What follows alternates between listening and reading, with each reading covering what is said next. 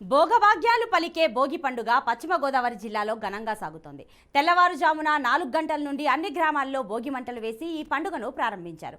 ఇక ఏపీ రాష్ట్రంలో జగన్మోహన్ రెడ్డి ఇచ్చిన హామీలు నెరవేరలేదంటూ హామీల ప్రతులను భోగి మంటల్లో వేసి కాల్చారు మాజీ ఎమ్మెల్యే చింతమనేని ప్రభాకర్.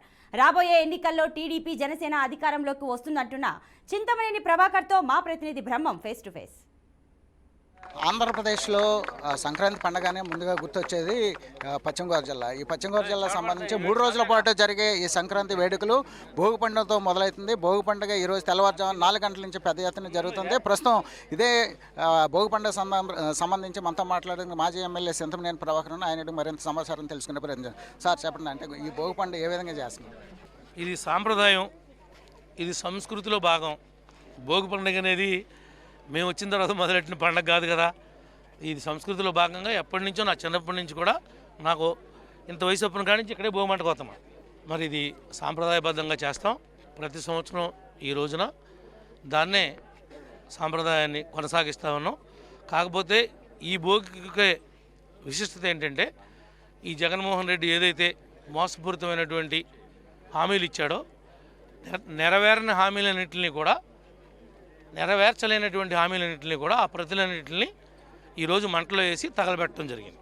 సార్ చెప్పండి, అంటే 2024 ఇటు జనసేన టీడీపీ సంబంధించి ఏ విధంగా ఉండబోతుంది? ఏ విధంగా ఉండబోతుంది అంటే, ఎవరైతే టీడీపీ కానీ జనసేన కానీ బీఫామ్స్ తెచ్చుకోగలుగుతారో వాళ్ళందరూ శాసనసభకి, పార్లమెంట్కి వెళతారు. వాళ్ళ అదృష్టాన్ని బట్టి ఉంటుంది. తెచ్చుకున్న వాళ్ళందరూ అదృష్టవంతులు. ప్రజలకు సేవ చేసేటువంటి అవకాశం అటువంటి వారికి ఏర్పడుతుంది.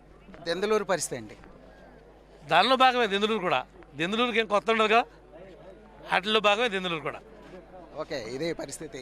ఏదైతే గత 5 సంవత్సరాల నుంచి కూడా ఈ వైఎస్ఆర్సీపీ ఏదైతే హామీలు ఇచ్చాయో హామీలు నెరవేరలేదంటూ కూడా ఇటు చింతమనేని ప్రభాకర్ ఈ భోగి మంటల్లో ఆ ప్రతులన్నీ కూడా దహనం చేయడం జరిగింది. మొత్తానికి ఏదైతే ఈ భోగి మంటలు, ఈ భోగి పండుగ ఉంది, ఈ భోగి పండుగ సంబంధించి ఇప్పటికే ఈరోజు తెల్లవారుజామున 4 గంటల నుంచే ఇటు పశ్చిమ గోదావరి జిల్లా వ్యాప్తంగా కూడా భోగి మంటలు వేస్తున్నారు. ప్రజలందరూ కూడా సుఖ సంతోషాలతో ఈ భోగి పండుగ సంబంధించి ఉండాలని చెప్పేసి అందరూ కోరుకుంటున్నారు. ఇది పరిస్థితి. కెమెరామెన్ రాజుతో బ్రహ్మం, బీఆర్కే న్యూస్, ఏలూరు నుంచి.